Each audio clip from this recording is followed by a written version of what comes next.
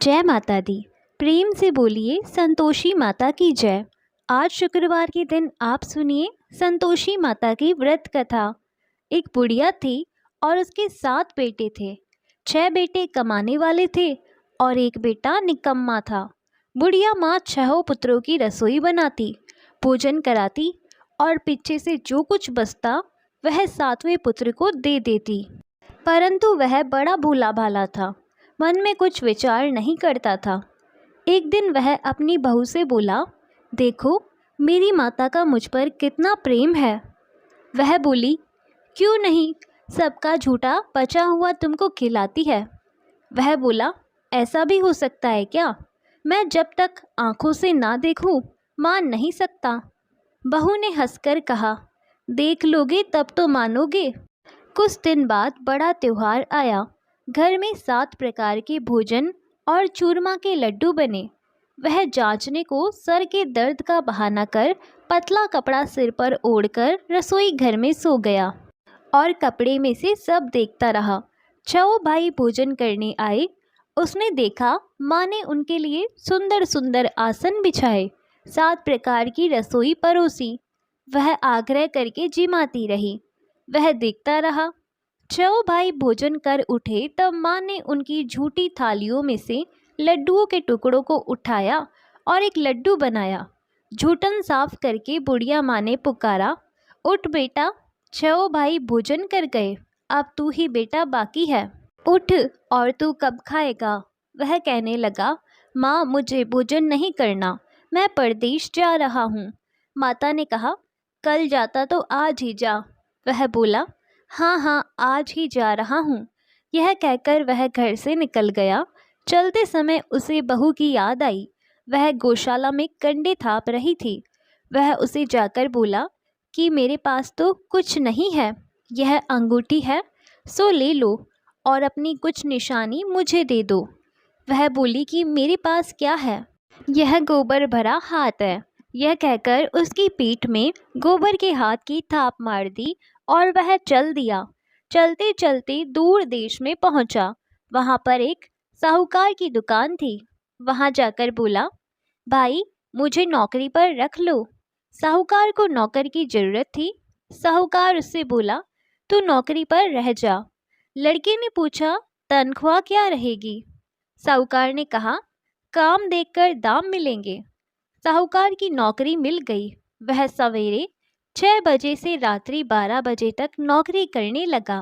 कुछ दिनों में दुकान का लेन देन, हिसाब किताब, ग्राहकों को माल बेचना, सारा काम करने लगा। साहूकार के 7-8 नौकर थे। वे सब चक्कर खाने लगे कि ये नया नौकर बहुत होशियार बन गया है। सेठ ने भी काम देखा और 3 महीने के अंदर ही उसे मुनाफे का साझेदार बना लिया। 12 वर्ष में वह नामी सेठ बन गया और मालिक सारा कारोबार उस पर छोड़कर बाहर चला गया। अब बहू पर क्या बीती वह सुनो। सास ससुर उसे दुख देने लगे। सारी गृहस्थी का काम करा के उसे लकड़ी लेने जंगल में भेजते। इस बीच घर की रोटियों के आटे से जो भूसी निकलती उसकी रोटी बनाकर रख दी जाती और फूटे नारियल की नरेली में पानी। इस तरह दिन बीतते रहे। एक दिन वह लकड़ी लेने जा रही थी कि रास्ते में बहुत सी स्त्रियां संतोषी माता का व्रत करती दिखाई दी। वहां ये खड़ी होकर कहने लगी, बहनों ये तुम किस देवता का व्रत करती हो और इसके करने से क्या फल होता है? इस व्रत के करने की क्या विधि है? यदि तुम अपने इस व्रत का विधान मुझे समझाकर कहोगी तो मैं तुम्हारा बड़ा एहसान मानूंगी। तब उनमें से एक स्त्री बोली, सुनो, यह संतोषी माता का व्रत है।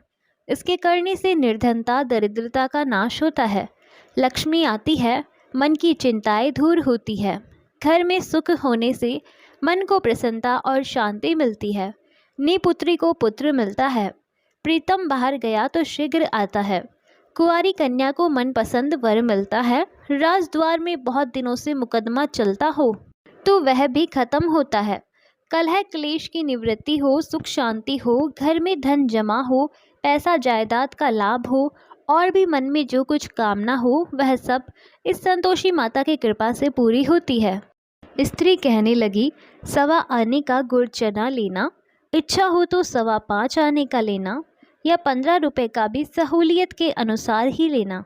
बिना परेशानी, श्रद्धा और प्रेम से जितना भी बन सके सवाया लेना। 5.25 पैसे से 5.25 आने तथा इससे भी ज़्यादा शक्ति और भक्ति के अनुसार ले लेना। हर शुक्रवार को निराहार रहकर कथा कहना और सुनना। इसके बीच कर्म टूटे नहीं, लगातार नियम पालन करते रहना।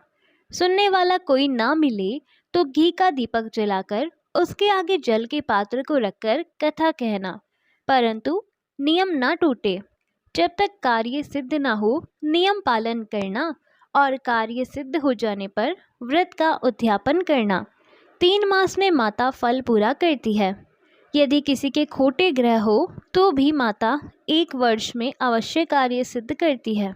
कार्य सिद्ध होने पर भी उद्यापन करना चाहिए, बीच में नहीं करना चाहिए। उद्यापन में आई सेर आटे का खाजा तथा इसी अनुसार से खीर तथा चने का साग बनाना। 8 लड़कों को भोजन कराना। जहाँ तक मिले देवर, जेठ, भाई, बंधु, कुटुंब के लड़के लेना। ना मिले तो रिश्तेदारों और पड़ोसियों के लड़के बुलाना। उन्हें भोजन कराकर यथाशक्ति दक्षिणा देना और माता का नियम पूरा करना। उस दिन घर में कोई खटाई नहीं बनाना। यह सब सुनकर बुढ़िया की बहू वहाँ से चल दी। रास्ते में लकड़ी के बोझ को बेच दिया और उन पैसों से गुड़ चना लेकर माता के व्रत की तैयारी करने लगी। आगे चली और सामने मंदिर है, यह सुनकर माता के मंदिर में जाकर माता के चरणों में लौटने लगी। इसके बाद वह माँ से विनती करने लगी कि हे माँ, मैं निपट मूर्ख हूँ, व्रत के नियम कुछ नहीं जानती हूँ, मैं बहुत दुखी हूँ। हे माता जगत जननी, मेरा दुख दूर करो, मैं आपकी शरण में हूँ। माता को दया आई। एक शुक्रवार बीता कि दूसरे शुक्रवार को ही इसके पति का पत्र आया और तीसरे को उसका भेजा हुआ पैसा भी आ पहुंचा। ये देखकर जेठानी मुंह सिकोड़ने लगी। इतने दिनों में इतना पैसा आया, इसमें क्या बढ़ाव है। लड़के ताने देने लगे कि काकी के पास अब पत्र आने लगे, रुपए आने लगा, अब तो काकी की खातिर बढ़ जाएगी, अब तो काकी बुलाने से भी नहीं बोलेगी। बेचारी सरलता से ये कहती कि भैया पत्र आएगा, रुपए आएंगे तो हम सबके लिए अच्छा है। ऐसा कहकर आंखों में आंसू भरकर संतोषी माता के मंदिर में आकर मातेश्वरी के चरणों में गिरकर रोने लगी। माँ, मैंने तुमसे पैसा नहीं मांगा, मुझे पैसे से क्या काम है, मुझे तो अपने सुहाग से काम है, मैं तो अपने स्वामी के दर्शन और सेवा मांगती हूँ। तब माता ने प्रसन्न होकर कहा, जा बेटा, तेरा स्वामी आएगा। यह सुनकर खुशी से वह बावली होकर घर जाकर काम करने लगी। अब संतोषी माँ विचार करने लगी, इस भोली पुत्री से मैंने कह तो दिया कि तेरा पति आएगा, पर आएगा कहाँ से। वह तो इसे स्वप्न में भी याद नहीं करता, इसे याद दिलाने तो मुझे ही जाना पड़ेगा। इस तरह माता उस बुढ़िया के बेटे के पास जाकर स्वप्न में प्रकट होकर कहने लगी, साहूकार के बेटे, सोता है या जागता है। वह कहता है, माता, सोता भी नहीं हूँ, जागता भी नहीं हूँ, बीच में ही हूँ, कहो क्या आज्ञा है। माँ कहने लगी, तेरा घर बार है या नहीं। वह बोला, मेरा सब कुछ है, माता, माँ बाप, भाई बहन, बहू, क्या कमी है। माँ बोली, पुत्र, तेरी घरवाली कष्ट उठा रही है, माँ बाप उसे दुख दे रहे हैं, वह तेरे लिए तरस रही है, तू उसकी सुध ले। वह बोला, हाँ माता, यह तो मुझे मालूम है, परंतु जाऊँ कैसे। परदेश की बात है, लेन देन का कोई हिसाब नहीं, कोई जाने का रास्ता नज़र नहीं आता, कैसे चला जाऊं। माँ कहने लगी, मेरी बात मान, सवेरे नहा धोकर संतोषी माता का नाम लेकर घी का दीपक जलाकर दंडवत कर दुकान पर जा बैठना। देखते देखते तेरा लेन देन चुक जाएगा, जमा माल बिक जाएगा, सांझ होते धन का ढेर लग जाएगा। अब तो वह सवेरे बहुत ही जल्दी उठकर मित्र बंधुओं से अपने सपने की बात कहता है। वे सब उसकी बात अनसुनी करके खिल्ली उड़ाने लगे। कहीं सपने भी सच होते हैं। एक बूढ़ा बोला, देख भाई, मेरी बात मान, इस तरह सांझ झूठ कहने के बदले देवता ने जैसा ही कहा है वैसा ही करना, तेरा क्या जाता है। अब बूढ़े की बात मानकर वह नहा धोकर संतोषी माता को दंडवत कर घी का दीपक जलाकर दुकान पर जा बैठता है। थोड़ी देर में वह क्या देखता है कि देने वाले रुपया लाए, लेने वाले हिसाब लाए। कोठे में भरे सामानों के खरीदार नकद में सौदा करने लगे।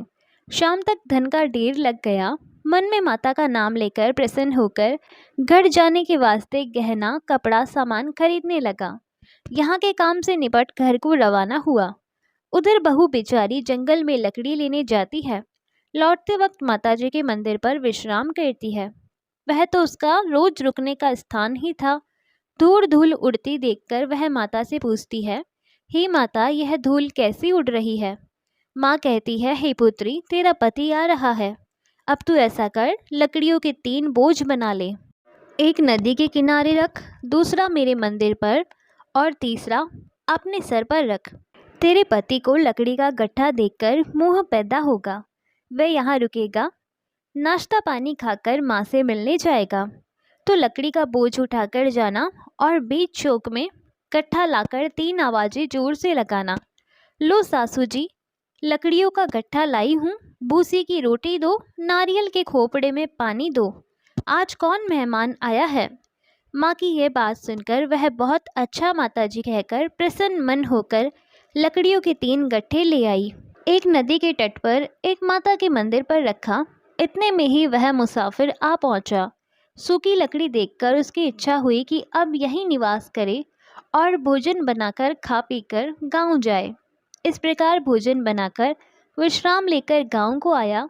उसी समय बहू सिर पर लकड़ी का गट्ठा लिए आती है।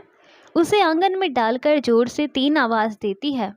लो सासू जी, लकड़ी का गट्ठा लो, भूसी की रोटी दो, नारियल के खोपड़े में पानी दो।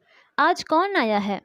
यह सुनकर उसकी सास अपने दिए हुए कष्टों को भुलाने हेतु कहती है, बहू ऐसा क्यों कहती है? तेरा मालिक ही तो आया है। बैठ, मीठा भात खाकर कपड़े गहने पहन। इतने में आवाज़ सुनकर उसका स्वामी बाहर आता है और अंगूठी देखकर व्याकुल हो जाता है। माँ से पूछता है, माँ यह कौन है? माँ कहती है, बेटा यह तेरी बहू है। आज 12 वर्ष हो गए जब से गया है, तब से सारे गाँव में जानवर की तरह भटकती फिरती है। कामकाज घर का कुछ करती नहीं, 4 समय आकर खा जाती है। अब तुझे देखकर भूसी की रोटी और नारियल के खोपड़े में पानी मांगती है। वह लज्जित होकर बोला, ठीक है माँ, मैंने इसे भी देखा और तुम्हें भी। अब मुझे दूसरे घर की चाबी दो तो मैं उसमें रहूँगा। ठीक है बेटा, जैसी तेरी मर्जी। यह कहकर माँ ने चाबी का गुच्छा उसे दे दिया। उसने लेकर दूसरे कमरे में खोलकर सारा सामान जमाया और एक दिन में ही वहाँ राजा के महल जैसा ठाट बाट बन गया। अब क्या था, वह सुख भोगने लगी। इतने में अगला शुक्रवार आया। उसने अपने पति से कहा, मुझे माता का उद्यापन करना है। उसका पति बोला, बहुत अच्छा, कर लो, अपनी खुशी से यह भी कर लो।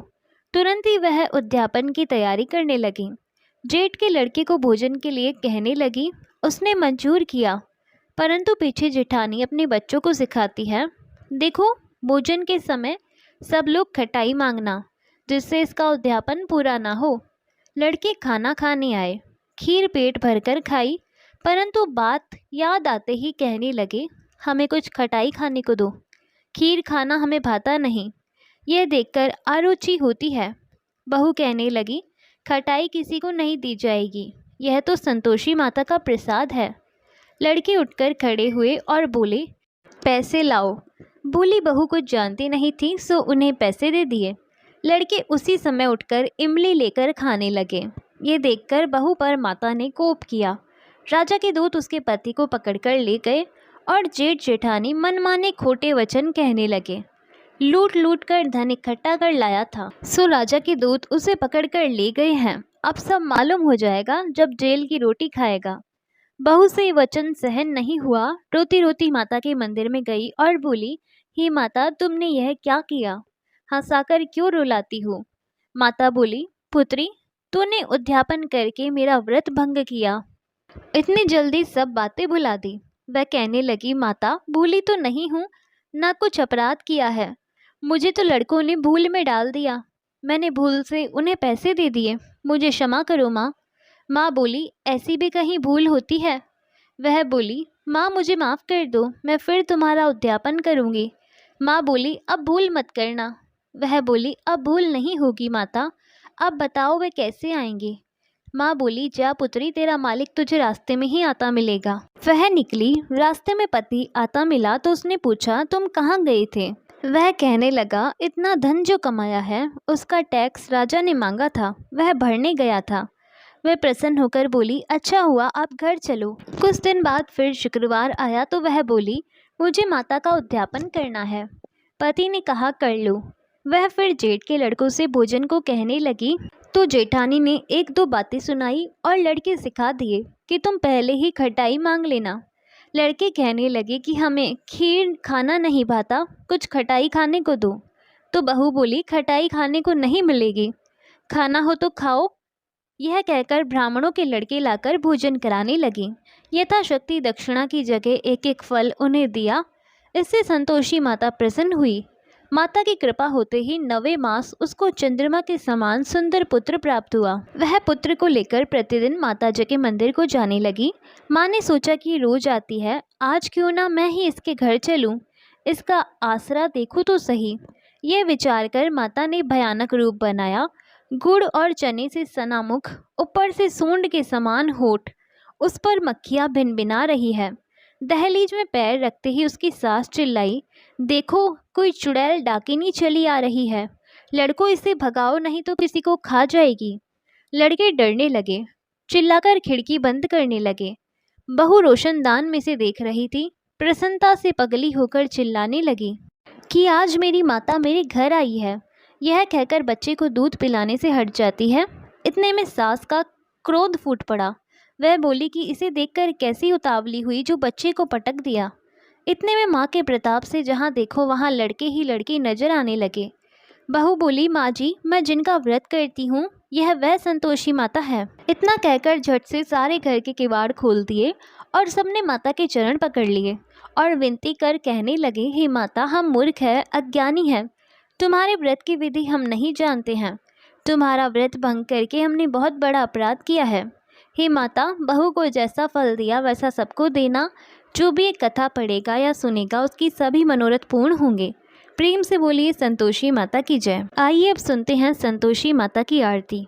ओम जय संतोषी माता, मैया जय संतोषी माता, अपने सेवक जन की सुख संपत्ति दाता। ओम जय संतोषी माता। सुंदर चीर सुनहरी माँ धारण कीन्हो, हीरा पन्ना दम के तन श्रृंगार लीनो। ओम जय संतोषी माता। गेरू लाल छटा छवि बदन कमल सोही, मंद हसत करुणामयी त्रिभुवन जन मोहे। ओम जय संतोषी माता। स्वर्ण सिंहासन बैठी चवर दुरे प्यारे, धूप दीप मधुमेवा भोज धरे न्यारे। ओम जय संतोषी माता। गुड़ अरुचना परम प्रिय, तामे संतोष कियो, संतोषी कहलाई भक्त जन वैभव दियो। ओम जय संतोषी माता। शुक्रवार प्रिय मानत आज दिवस सोही, भक्त मंडली छाई कथा सुनत मोही। ओम जय संतोषी माता। मंदिर जगमग ज्योति मंगल ध्वनि छाई, विनय करे हम सेवक चरणन सिर नाई। ओम जय संतोषी माता। भक्ति भावमय पूजा अंगीकृत कीजे, जो मन बसे हमारे इच्छित फल दीजे। ओम जय संतोषी माता। दुखी दारिद्र्य रोगी संकट मुक्त किए, बहुधन धान्य भरे घर सुख सौभाग्य दिए। ओम जय संतोषी माता। ध्यान धरे जो तेरा वांछित फल पायो, पूजा कथा श्रवण कर घर आनंद आयो। ओम जय संतोषी माता।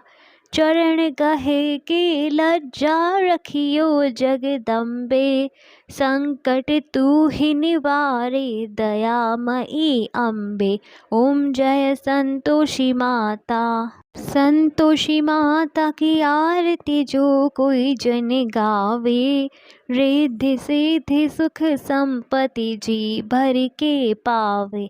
ओम जय संतोषी माता, जय संतोषी माता, मैया जय संतोषी माता।